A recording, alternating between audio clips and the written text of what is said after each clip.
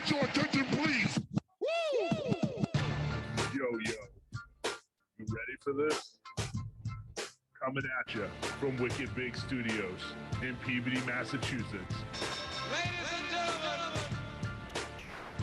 Sit back, buckle up, because you're in the happy hour with your boy, KINGHAP.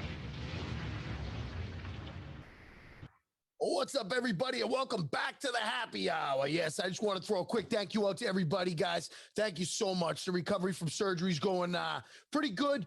Still in a little bit of pain, but you know what? We're trucking along, and we ain't missing any episodes. Happy hour will be here Wednesday night and Thursday as well. Make sure you guys tune in on the happyhoursocialclub.com and over at Twitch TV, the Happy Hour SC. Need to give a quick shout out real quick. Let everybody know that we're being brought to you today by our friends at Recess. Yes, ladies and gentlemen, takearecess.com. Get over there, use promo code KINGHAP, save 15% site-wide. I'll tell you what, I've been in a really bad mood ever since surgery. Everybody knows I'm recovering from ankle gate here. As I'm healing, one of the things keeping me going is definitely my Recess, guys. I love the blood orange and I love the coconut lime. You guys know it. Promo code KINGHAP, save 15% site-wide. One other thing, letting you guys know, we're also being brought to you today by our friends at La Costa Roaster Coffee. And I'll tell you what, you guys want to join the organized grind family, get over to lacostaroaster.com, use promo code KINGHAP, 10% site-wide.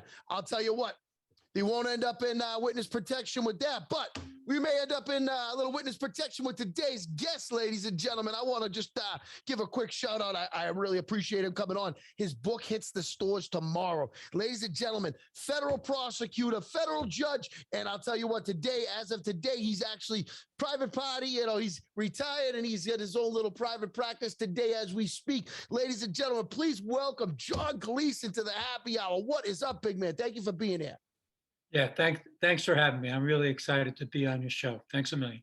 No doubt. And everybody, if you guys don't know, tomorrow drops the day that we are going to launch this book, The Gotti Wars. And if anybody doesn't know John, I want to give you a quick to-do about him. John actually, and you please correct me if I'm wrong, sir.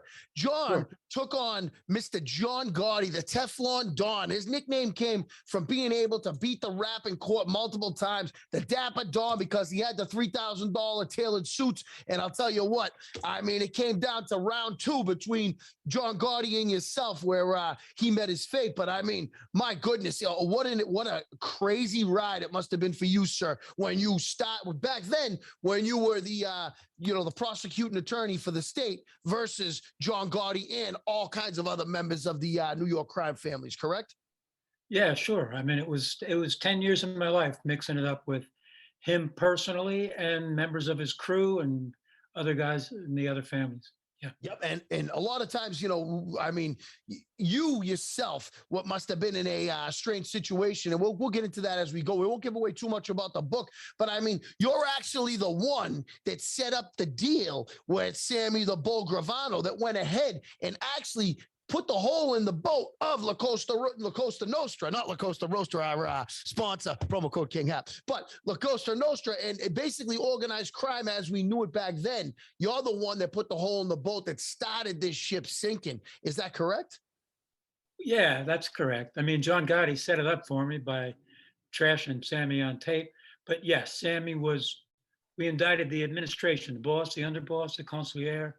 And 10 weeks before trial, Sammy reached out for me and went from their defense table to my witness stand. And actually, to quote your book, he changed governments, correct? He went from his government over to our government, your government, the law. And Sammy the Bull went ahead and when he flipped, 39 mobsters went to prison. Is that correct? Yeah. And then a bunch of other guys got thrown out of unions. But Sammy, look, and you're right. When I met him, it was a huge ordeal just to figure out how to meet him since he was sharing a jail cell with John Gotti. But when I met him, that was what he said. I said, I shook his hand and he said, I want to switch from my government to your government. And it took, some doing to negotiate a deal with him, but we did it. And yeah, he, that era was the end of the mob as we knew it. You know, when Sammy flipped, it was a major, like, seismic event in the mob. Yep. And then he, I mean, I don't, like I said, I don't want to give away too much of the book because it comes out tomorrow, ladies and gentlemen. Audible, get to Amazon.com, Audible, Barnes and Noble, everywhere is going to have this book. This is going to be on the bestsellers list. I mean, I'd be surprised if it wasn't there tomorrow. But I mean, we have never had an insider like yourself that went ahead and actually laid the groundwork to how the mob and John Gotti himself was brought down. I mean, around here, I'm from Boston, New England, New York's right there. And basically, everybody here knows, organized crime when it comes to the mafia, et cetera. A lot of people romanticize mafia figures. I mean, I'm guilty of it sometimes myself. There's nothing I like more than sitting back and, like right now, recovering from surgery here with a broken leg. I go ahead, I throw on Goodfellas. I can't change that. You know what I mean? Because it catches you. And I mean, you with your inside, vision and your knowledge of the situation, this is unprecedented, the coverage that we have on this, basically, I mean, in-depth Law and Order type episode. I mean, this is pretty insane, correct? Well, yeah. I mean, look, I got to tell you, I, I, I knew I had to write about this stuff because I was just lucky. I had 10 years of this, the two trials with John Gotti. And, the truth be told, I didn't think I would publish a book. I wanted to write it down because I had my kids late in life. And I wanted, before I got too old or too dead, to tell them what those experiences were. I thought I'd write them down. Now they're in their 20s, so I could tell them. But I decided to publish it. But look, you're exactly right. It was an amazing time in the mob, in law enforcement. It was the first time we had a boss. He didn't shuffle around in the Greenwich Village streets in a bathrobe like Chin. He didn't show up in rumpled suits saying the presumption of innocence applies. He decided he was going to be a celebrity. He thought he had a public. He was going to be a celebrity boss, which, when you think about it, he just kind of stuck his eye in the finger of the FBI. And, they're human too. They didn't like it. So if there were 8 squads, there were only 5 families in New York. There were 8 FBI squads back then, focused just on La Cosa Nostra. So John Gotti ended up bringing down the FBI on everybody. Like, he was, between him being a celebrity boss and him saying things that made Sammy flip, that was really the turning point for the end of the mob.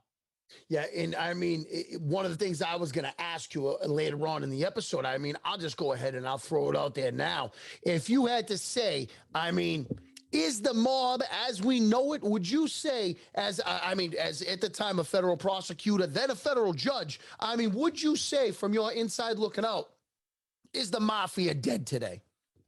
No, it's not. It's not dead. You still see some old gangsters getting arrested now and then. But I'll tell you, here's one way to put it. There's a couple of ways to put it. One, I was on the bench in Brooklyn, federal bench in Brooklyn, for 22 years.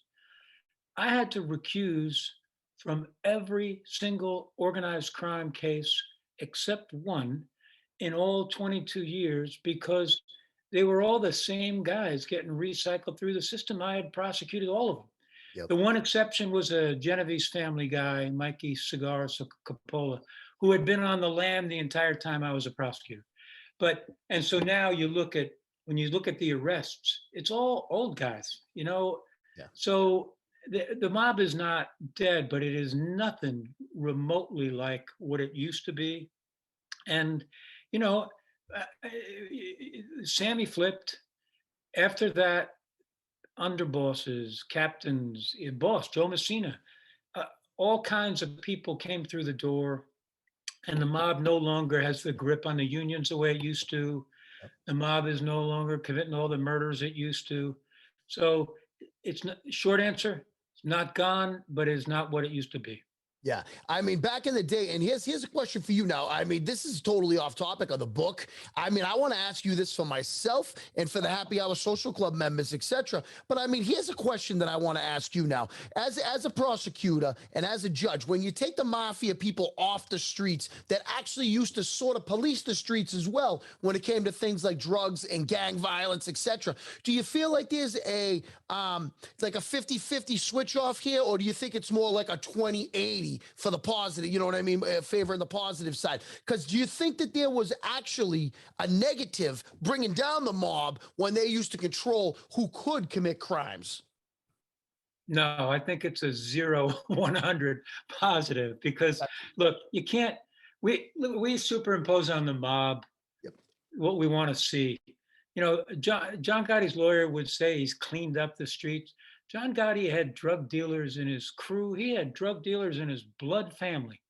We convicted Gene Gotti of heroin trafficking. So that's, you know, that whole idea that we get from like The Godfather, that there's some kind of policing activity. Honest to God, that's just a bunch of bullshit. It really is. That's not the way. It's what we would like to see in them. Yep. And look, I don't have anything really against our fascination with organized crime because if it weren't for that fascination, there'd be no market for this book. True. This trial 30 years ago. John Gotti died 20 years ago.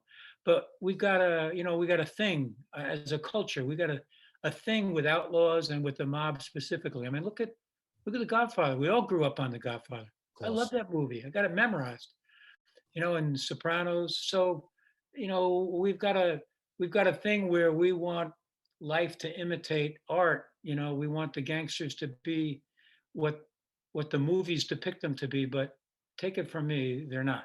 Yep, and that's one of the things you say in your book. It's like, yeah, they seem like these heroes, etc., movie stars, but at the end of the day, we have drug dealers, murderers, etc., and you know, it's you know, they're committing crimes that they need, you know, and your job as a federal prosecutor is to take them down, and you did. Now, one of the things that I read about this book, now I'm going to go ahead because this is something I wrote this down because I wanted to make sure I touched on this. Now, you and Bruce Cutler was the gentleman's name. Now, he was the attorney for John Gotti when you first were, when he first was taken into capture and he was placed into prison. But you and him seemed to be like nemesis at one point, and basically you seemed to be struggling having to deal with this guy, and he seemed to have a big mouth and kind of was kind of out there for an attorney. Is that right?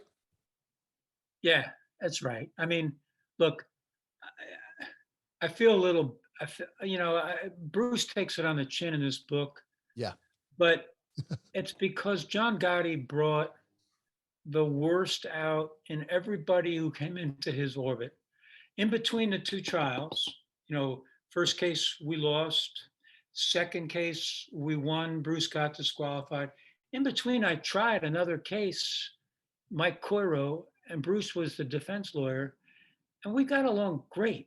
And I can't say I don't like the guy.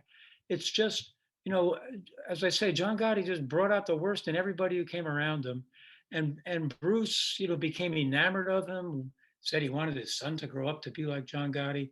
And John made him do stuff that lawyers shouldn't do. And, you're just going to have to read the book to see some of the stuff. It was beyond the pale. But, and one thing I'll mention, Bruce's father, who was a New York City cop and a defense lawyer, came to me after that first trial and said, look, he's a good boy. When he was a homicide prosecutor, he acted like the homicide cops. Yep. When he became a gangster lawyer, he started acting like the gangsters. Don't hold it against him. And in a way, I feel bad for Bruce. My book is completely accurate. He did some terrible, terrible stuff, but it's because of the influence of John Gotti on him. Yep. And one of the other things that's mentioned in the book, and like I said, I'm not going to give too much of it away, but when he was disqualified, like you stated, I mean, even other lawyers that were supposed to come on after him were looking for reasons to not come on because they were scared for their life, etc. I mean, you come on as John Gotti's lawyer and lose, now you are looking like, you're basically got a target on your back. I mean, that's how I would think, in my opinion. Is that how you think that these defense attorneys looked at it? Well, yeah, I mean, everybody was dead for good reason. They were afraid of him. Yep. Even after one thing that's not in the book is a very good organized crime lawyer up there in Boston, Tony Cardinale, who came in and represented the co-defendant, Frank Locascio, the consigliere. Yep. 10 years later, after John Gotti died, Cardinale said that he felt that his life was in danger if he separated out Frank Locascio and said, John Gotti might be guilty, but Frank Locascio, my client, is not. Lawyers were afraid of John Gotti. And, the more you know about him, the more you realize they had every good reason to be afraid. Yep. And one of the things about Bruce that I thought was funny is that he actually, after he was kicked out, he got in trouble. The reason, just to let the listeners know, Pocket Pool, how you doing, pal? Everybody who's over here in the chat room, they're loving it so far. But one of the things I want to let them know is he was kicked off of the case for going to the media because they figured that the media then could intimidate, jurors or persuade them. Correct? That's basically how it happens. No, not really. Bruce got kicked off the case, and look, we're all human. Yep. I'm competitive. I would have liked to have had a rematch with Bruce, but the reason Bruce and a couple of other lawyers got thrown off the case was because they could not stay away from the Ravenite Social Club, and they became part of the evidence in the case. They went down to John's club, and lawyers can't be both advocates and witnesses. So I had these tapes. I had tapes where Bruce is talking to John about crimes that are going to be committed. And I couldn't have Bruce sum it up in front of a jury about what those tapes meant. I had a chance to cross-examine him. So there was no way consistent with lawyers' ethical rules, Bruce could be a lawyer in that case. So we moved to disqualify him, and it got granted. Yeah, and when he went, and just to the chat room, he went ahead and he had an interview with GQ magazine after that, right? And the picture that went up, I have, just so you guys know, this is what kind of cat Bruce is. He did the entire interview right afterwards, and I don't know if any of this, was geared to try to help John Gotti or maybe intimidate the witnesses, but in the end, he did it all. And then the picture that went up was just him in a Speedo. I mean, there's your defense attorney. I don't know. I hope my lawyer's on in the Speedos over in GQ magazine, if you know what I'm saying, guys. You must have found that yourself, kind of either A, offensive, or B, you probably thought that was comical back then. I did. I mean, Bruce is a character, and he did some stuff because John Gotti required it that made us, as you put it, nemesis. But when he wasn't around John Gotti, I got along fine with Bruce Cover. He's not a bad person. He really isn't. Yep. But at the same time, I mean, hey, he was in there for the square off. But here's a question that and selfishly, I'm gonna ask this. I read the book, so I do know most of the answers. But I gotta ask you this, from me to you. Second time around, how personal was it after the first showdown where John Gotti walks away, and then you find, you find out the reasons why he got off. You thought you had a solid case against him. He goes out, and then the Teflon Don somehow walks away unscathed. I mean, how personal was it the second time around? So, that is a great question. I've done a lot of interviews and nobody's asked this. And, in the first case, he put on a witness who said that I gave the witness drugs in exchange for perjury. And then he kind of trashed me in the Ravenite tapes. And I did say this in the book, if I were the U.S. attorney, I would have, thought twice about whether I would have let me get back in the ring for round two, because the obvious argument, and this was the argument, was that it was all personal. It was Gleeson versus Gotti. But thank goodness my U.S. attorney didn't think that. And, I had developed a strong relationship with the Gambino squad of the FBI. They wanted me to try the case. So it's a great question. It was a little personal. You know, that first case was outrageous. Your listeners, if they don't buy the book for any other reason, they ought to buy it to read about that first case, which was just as remarkable in different ways as the second one. Yep. But so was it a little personal? You know, how could it not be? I'm human. The guy accused me of like suborning perjury with drugs. And then he got acquitted. Of course, I was, a little pissed off by that. Yeah, and I'll tell you one of the other things that as I'm reading your book, I'm thinking to myself now. I mean, Gotti gets off the first time. Now I'm actually surprised after that he doesn't kind of lay low. I mean, he's actually more out there than ever after the first time. I mean, he gets off and now he's like superstar celebrity out there. And I mean, in my opinion, of course, means nothing, but in my opinion, I think that John Gotti, had he, back in the days of like the Sinatra Club, etc., should he just taken a step back and just looked from the outside looking in and stayed out of the public eye, John Gotti may have never had round two with you. I mean, eventually, the state wasn't just going to let him go, but eventually something would have come down. But I think that it would have been a lot longer than it was, because I believe it was between 1987 and 92 is when you had your two battles in court. I mean, you may have not have even bumped into him again in court had he stayed out of the public eye, no? You're good at this. You completely nailed it. Listen, instead of going back and doing what all the other bosses had done, which is hang out in the social, I mean, they're not celebrities, they're criminals. Yep. They're gangsters. And had he not gone out in his $3,000 suit and enjoyed his celebrity status, there's no way he would have mobilized the FBI the way he did against all of La Cosa Nostra. Yep. So make no mistake about it, all the other families were furious with John Gotti because he brought the heat down on everybody. And you're absolutely right. If he had not decided that he was like a public figure and like a handsome celebrity Don, you're right. He got that, Teflon Don status, and there's no way the FBI would have devoted all the resources to organized crime. Back then, when I left the bench in 1994, that period, 90 to 94, there were 8 squads in the FBI in New York alone devoted solely to La Cosa Nostra. There are only 5 families. Wow. Today, there's 1 squad and only half the people on it are devoted to La Cosa Nostra. When you, as I said before, they're human beings. When you stick a sharp stick in their eye, they're going to do something about it. And that's what happened. That's why we ended up with that bug up in the Raven Eye.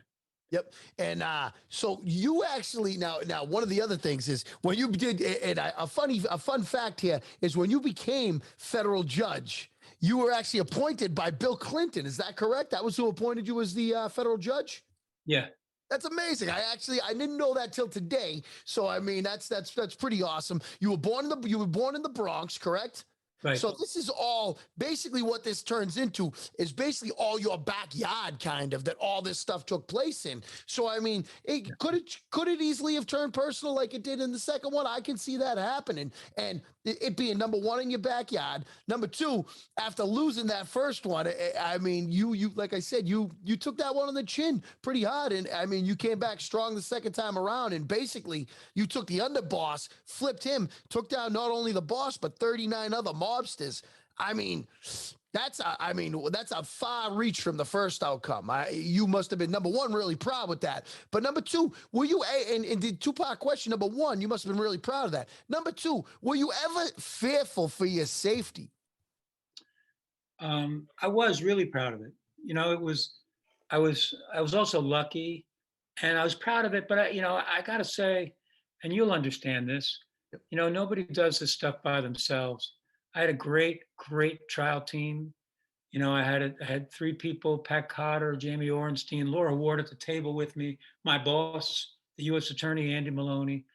So people do this in teams. I led the team. I'm proud of it. as for the safety thing, there was a threat. There was a contract in the second trial, during the second trial, but neither I nor the FBI nor the marshals, which take care of these things, really thought. I mean, there's no it was in the middle of the trial. Yep. What are you going to do? You're going to kill the prosecutor in the middle of the trial? That's not a really good way to making a good impression on the case. Yeah. Right. And also there's nobody in the street. As like I'd mentioned before, John Gotti was not like a popular boss in La Cosa Nostra. Everybody thought he was toast. Put yourself in the position of some guy in the street. You're going to kill a prosecutor for someone nobody likes, who's probably going away forever. So we didn't really place any stock in it. I had a guy who's my closest friend to this day was my bodyguard, but I wasn't afraid. The people you had reason to be afraid of back then were these like emerging groups, the Chinese tongues and the BTK, the gangs. There were some very ferocious and emerging groups, but the mob is smart. They're into labor racketeering. They know that their ticket to success is to diminish the attention of law enforcement, not to elevate it. Yeah. And nothing elevates it like whacking a cop or an agent, or the prosecutor on the case against the mob boss. I mean, talk about bringing some eyes. That's right. Yeah. Now, now what we're going to do, guys, we're going to take one quick brief break. We're coming right back with, John Gleeson book comes out tomorrow, ladies and gentlemen. You can get this everywhere and put it up in the chat room. Guys, Amazon, get it Amazon, Audible. I bet you this is going to be a great audio book. I might listen to the book as well. I'll tell you what, guys, this is one of those page turners. You pick this up, you can't put it down. If you like Goodfellas, if you like Bronx Tale, if you like The Godfather, this is going to be the book for you. Guys, we're taking this one brief break. We're coming back. We got the federal prosecutor that took down John Gotti coming back, and I got some really great questions for him coming right after this very brief message. It's a top selector.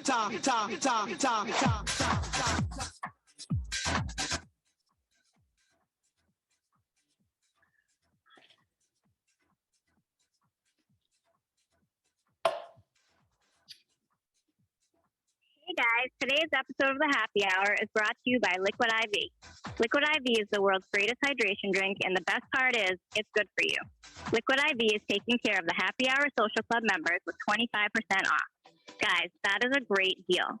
Promo code KINGHAP will save you 25%. They have great all-new flavors like guava, apple pie, watermelon, pina colada, strawberry, and the new Happy Hour-inspired tangerine. All these flavors are refreshing and delicious. Promo code KINGHAP will save you 25%. And speaking of refreshing and delicious, back to your host of the Happy Hour, KINGHAP.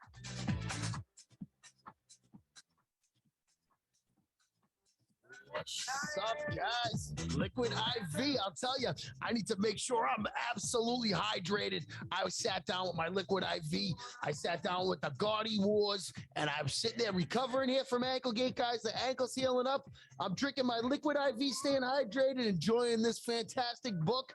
Unfortunately for you guys, you got to wait till tomorrow to get it. I was lucky enough to get an advance copy so we could have John on tonight on the eve of the book drop.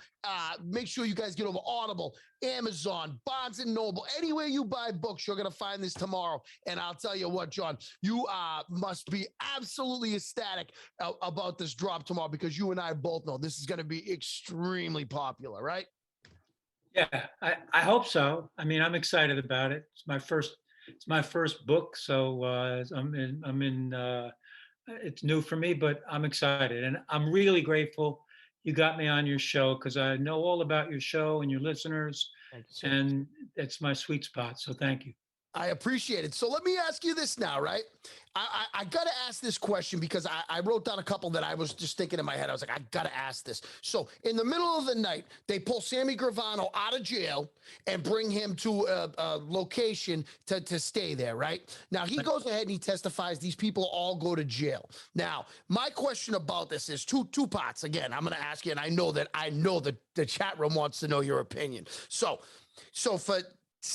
my question is, how do you feel about an informant, basically going ahead. Now, I know that you said that it was potentially career suicide, cutting a deal like this with somebody who had killed, at the time you thought probably 17 people. It turns out it was more than that. But in the end, what's your opinion on cutting this deal with this man to go ahead at the time now? I'm not talking now, it ends up bringing down a lot more than just John Gotti. But at the time, we go ahead and you cut a deal with this guy, and he ends up getting out of prison after 5 years. He ends up going back, of course, because of his own doing. But what was your opinion on the entire federal informant situation back then, where people could flip and potentially get off with crimes or get a lesser sentence? What was your opinion on that? Yeah, it's another great question, right? And when Sammy got locked up for ecstasy trafficking, after he got out of prison in our case, I got all these calls like, what did you do? See what a bad guy he is. And look, everybody's going to form their own opinion on this subject. But let me tell you one thing that I think is insufficiently part of the conversation before people form their opinions. Sammy put almost 40 guys in prison. Actually, it was a little more than that, but that ballpark. And when you stack up, some of those guys were really, really bad guys, really tough guys. Yep. And when you stack up the number of people they killed, and here's the kicker in my view, the number of people they were gonna kill, yeah, if they weren't put in, then you start to understand the cost benefit judgments that prosecutors make. It's like, look, I'm gonna let Sammy go on Team America. I'm going to put him in a position where the judge could sentence him, as Judge Glasser did, to 5 years. But I'm doing that to get a ringside seat. You guys, you want to go to a prize fight, a heavyweight fight? You want to sit ringside? You got to pay for it. Yep. You want to sit ringside in the mob? You pay for it by rewarding people's cooperation. And I'll go to my grave believing that, yes, Sammy pled guilty to 19 murders, but the people we put in prison because of Sammy's cooperation had done way more than 19 murders and would have done more than 19 murders had we not prosecuted them. So whatever conclusion you reach, that's your own judgment. Reasonable people, there's some countries that don't even reward cooperation. And one of the other, yep, we do, and it works to take people off the street. One of the other things about that too is the fact that, like you said, the people that may have been killed down the line, and without Sammy Gravano flipping, you actually may not have even gotten John Gotti at that time. I know that he had some difficulty before, and so the legend has it that he used to stare at jurors and they would start to cry. I mean, is this accurate? Like, even jurors would break down with John Gotti staring a hole in them. I mean, there's something to be said for the fact that maybe a juror could have been purchased or, intimidated, and John Gotti might have gotten off that time had Sammy Gravano not flipped. I mean, were you fearful of that? No, I thought, I indicted the boss, the underboss, and the consigliere, and I was sure based on the tapes I was going to convict him. Sammy flips 10 weeks before trial, makes the case a real lock. Yeah. But I did think I'd convict John Gotti, but you're right. I mean, prospective jurors would walk into the courtroom and sit down, and the judge would start to question them and say, this is the defendant, John Gotti. And some of them just literally just broke out crying because of fear. I mean, it's all these years later, it's hard for young people to understand how these guys were they were front page news, they were household names. John Gotti, he was a very feared man, and jurors were like, what, are you kidding me? I'm gonna have to sit in judgment of this guy? It was tough picking juries. Yep. And I'll tell you, the other thing is, I'm thinking that, people are like, oh yeah, my cousin's cousin knows this guy. Like, people must have been doing anything they could to get off that jury. Is that right? I mean, I don't know. Absolutely. There's a bunch of people who would say anything to get off the jury. And then, you know what? This is interesting. There's a bunch of people who would say anything to get on the jury. You could tell they fill out questionnaires. and some people were trying to get A pluses, and you could almost like imagine these were people who thought, well, I'm going to be on some late night TV show giving an interview. Yeah. You really wanted the people who would like, they weren't that wild to be on the jury, but they could be fair. Jury selection in a case like that is tough. Some people want way too much to be on a jury like that. Yeah, I've actually never sat on a jury before. I've been to jury duty twice, and I sat there both times. I'll tell you the truth. One time I sat there, they asked everybody questions, and then I swear they got to me and they're like, "Oh, you guys are, dismissed." I'm like, "What? I didn't even get to answer a question. I've been here all day. Let me just say something." I'll tell you, a lot of people go ahead and, they dread jury duty, but you're right. I bet you some of them, especially in high-profile cases, whether they want to be the one to pull the old Cologeno from Bronx Tale, oh, no, he's innocent, try to let them walk, or maybe they want to, go ahead and just be out there and, make sure justice is served. I don't know. I bet you it's probably the first one more than the second, but I can see people trying their damnedest to get on that jury, especially with the TV time that case must have got. Absolutely, right? You got to be careful of the people who want to be on the jury a little too much, Yep. About them.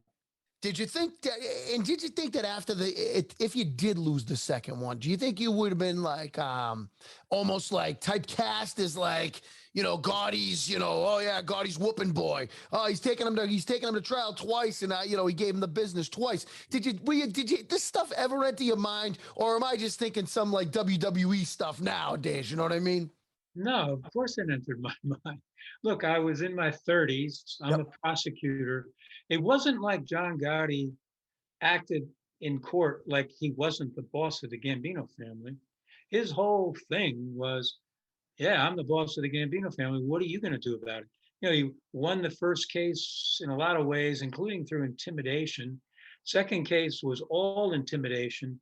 So imagine, put yourself in my shoes. You're in your mid-30s, and you're the guy who failed to prove that John Gotti committed even a single crime twice. It wasn't going to be pretty if that second case didn't turn out well. Yep, and you got this list of charges that he was on twice, and none of these stuck. I could definitely see myself being, intimidated by that, and the fact that maybe that could have happened. But I mean, truth be told, people do get intimidated, like you said. And when it comes down to mafia and it comes to, people, like I said at the beginning of the show, people romanticize it and they think, like you said, you're looking at Paulie from Goodfellas, he moves slow because he didn't have to move for anybody. Or, Jojo the Whale, his shadow once killed a small dog. You know what I'm saying? It's like these are movie stars. Not people that are, criminals and people selling drugs to children, etc.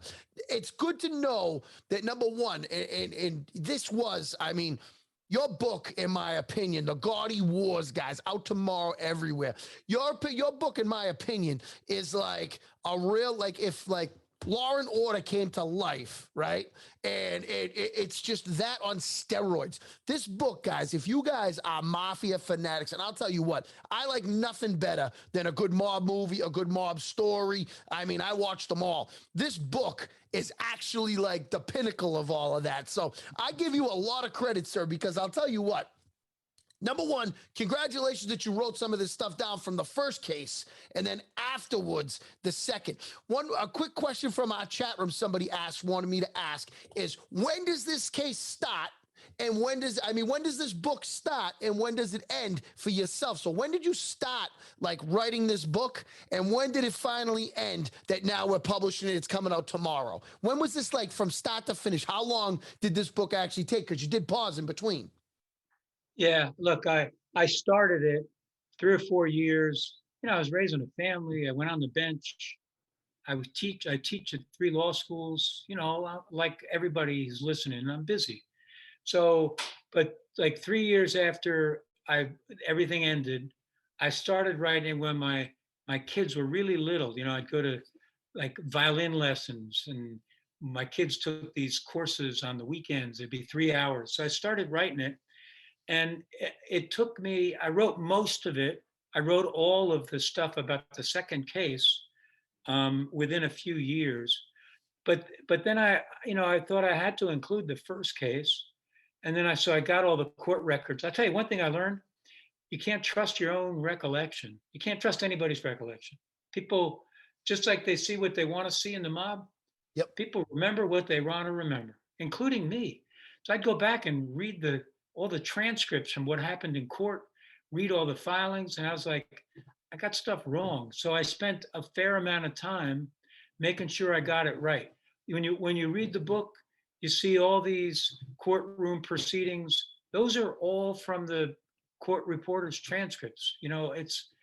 I felt like I ought to get it right. There's a lot of stuff out there. There's a lot of there are people who wrote books about these cases, and I never once even heard about them. Never mind saw them in court.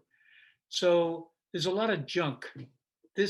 Whatever else can be said about this book, it is faithful to exactly what happened, and I felt the need to do that. So it took me 25 years to finish the book, given all the stuff I've been doing in the meantime.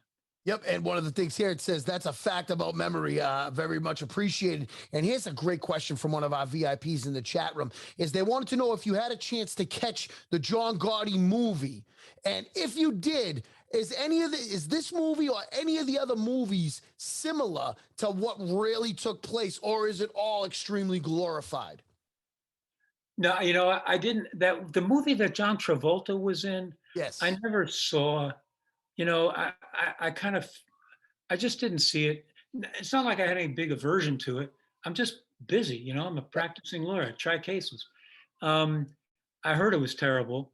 The other stuff, the other movies that I've seen, I saw that Armand DeSanti thing where he's supposedly feeding a cannoli to Angelo. I thought it was so far from what actually happened that it was borderline absurd. But I'm not one of these people who wants to go out there and correct every misimpression that the media creates. I just thought it was it was what we wanted to see in him. That's what that Armand DeSanti movie was. Yep. And like you said, a lot of people don't have the exact recollection, but other people just straight make stuff up too. I mean, it's like, oh yeah, this is what happened. Yeah, it's not even close to the truth. The good thing about this book, guys, is this actually comes from the source itself. Now, I mean, if you guys ever walk into court and you have that prosecutor over there that's giving you the business, you got a speeding ticket or something, and they're like, this guy's guilty. And you're like, oh man, that was my man John right here. If you guys need to know. So I'll tell you what, but he was over there fighting bad guys. I got a question. So you are still to this day a practicing attorney. I mean, after retirement, you're still a practicing attorney. You have your own private practice. And I mean, obviously in a lot lower profile cases than the John Gotti case, obviously. But I mean, now, are you doing this on a full-time basis or is this a part-time basis that you practice law still? No, I work my butt off. I've never worked harder. No, I do. I'm at a big firm and I do civil litigation and criminal litigation. I'm going on trial next month in my old courthouse in a criminal case. I do expert witness stuff around the world about U.S. law and New York law, and I mediate and arbitrate. I have a full, busy practice. Yep. And I'll tell you, I honestly, I commend you because it's almost like you've had 7 careers. I mean, guys, the man is a defense attorney, federal judge, federal prosecutor, and now an author. I'll tell you what, I think the most peaceful one must be the author. Even though it took you all this time to write this book, that must be the most peaceful career you have, correct? Yeah, it is. No, you're right. I've occupied every role in the courtroom in a criminal case, except for the defendant, and I don't plan to run the table. But I've been a prosecutor, a judge, and now a defense lawyer for 6 years. So I feel lucky. I've had a lot of phases of my career. Absolutely. I have one last question now, and we won't keep it, guys. Guys, make sure you show some love. Grab this book. I mean, John's given us all this time here in the Happy Hour Social Club. I'm telling you, look, he stole the words right out of my mouth. That's funny, Batista. I'll tell you, the VIP chat room's going nuts here. They're throwing stuff up. There is another question I need to ask you. While you're getting ready for this case, right now, this one has nothing to do with the chat room, has nothing to do with the book. This is what I need to know from you, big man. Here goes. When you find out that Sammy the Bull Gravano wants to meet with you without an attorney, right? And he says he needs to meet with you privately. Now, do you, number one, do you panic? Number two, are you worried about it? Like because in the book you touch on the fact that, he's supposed to be represented. And on top of that, he does not want to because he doesn't want any word to get back to John. Now, as this happens, number one, are you nervous for, number one, your own safety, being alone with a guy like Sammy Gravano, who's been known to be legitimately a cold-blooded killer? Number two, how do you feel about the fact that you're meeting with him without an attorney? And did that professionally have you intimidated? Well, the number one part, I wasn't afraid at all. I mean, for one thing, I was going to meet him with 3 guys on the Gambino squad, 3 FBI agents. Yep. But what was he going to do? They're going to meet me and like wrestle me to the ground and kill me. No, I wasn't worried about that. Okay. But the second part, he was an indicted defendant with a lawyer, and that was from a lawyer's perspective, trying to meet with him alone, unbelievably dicey from an ethical and legal standpoint, and B, like as a practical matter, how do I do it? I have to meet with him in circumstances where nobody knows that we met, and he's sharing a jail cell with John Gotti, and they only leave that cell to come to court together. So how the hell am I going to meet with Sammy alone and John not know? And it was that was the cloak and dagger stuff. You're just going to have to buy the book to figure out to learn how I figured that out. That was risky business, but we did it. Almost got me fired, but didn't. Yep. And another thing is Sammy Gravano's wife, they, basically, the things she knew, she had to make sure she didn't know to keep her own safety is what the rumor is out there. And I guess that it was going to be, oh my God, I can't believe he flipped type of deal. But at the same time, she always knew what was going on. She did amazing work for a spouse. I mean, she threaded a needle, kudos to Debbie Gravano, because it was tougher for her. I mean, look, she's just Sammy's wife. She doesn't commit the crimes. Yep. What she did was remarkable. And the end result of what she did, really, when you think it through, was like the beginning of the end of the mob as we knew it. Yep. And I'll tell you, like you said, this book will tell you the beginning of the end of the mob as we know it. Ladies and gentlemen, it's that time of the day. We're going to have Last Call with John Gleeson. Ladies and gentlemen, Last Call, as always, is being brought to you by Clearwater Distillery. Clearwater Distillery is the official top shelf alcohol of the Happy Hour Social Club, and it is the most delicious small batch alcohol on planet Earth today.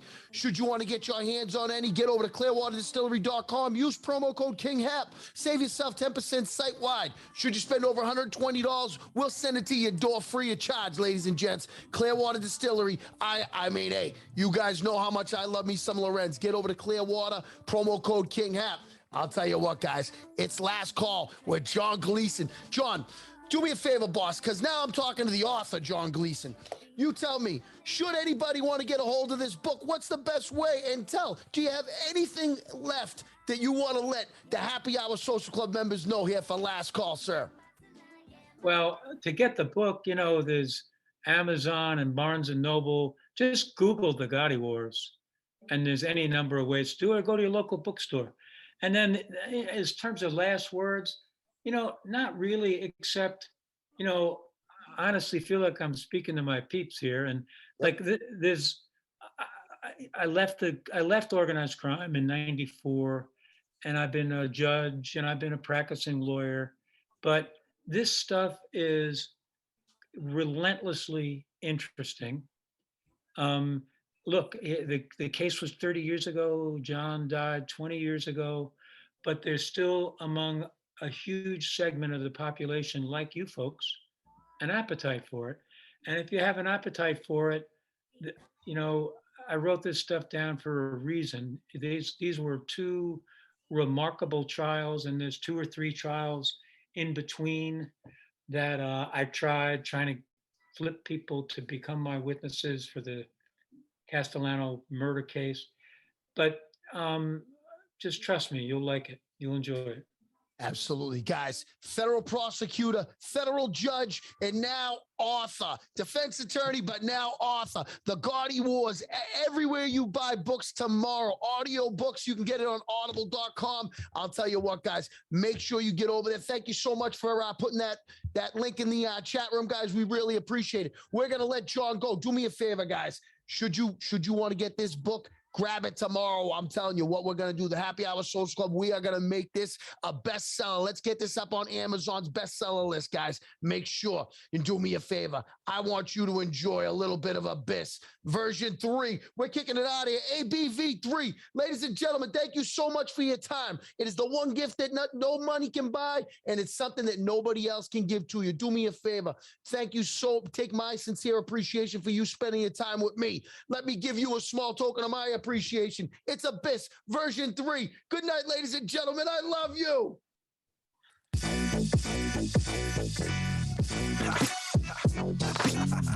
Yeah. Abyss. Happy hour. Hey, how we doing? Come on. Hey, there ain't a podcast better. So fall back, yes, sir. Cause we the ones on top. Sports talk on lock. Come on. You tuned into the KINGHAP. Dude with the big stats and interviews. Bet they hot. Way he connects with guests on spot. Top tier, yeah. But you know what's up. It's the Happy Hour Social Club. Hey. Staff full of friends. So raise that glass till our ends. Taco and beat-town bad boys. Speak facts, not hacks like a tabloid. Strong like an asteroid. Leather paws, they soft like a cat toy. Bring the noise like bands camp. Cranking the volume with ant rants to rare. Crew they listen. It's us, sports talk, the realest. There ain't a podcast better. So fall back, yes sir. Cause we the ones on top. Sports talk on lock. Come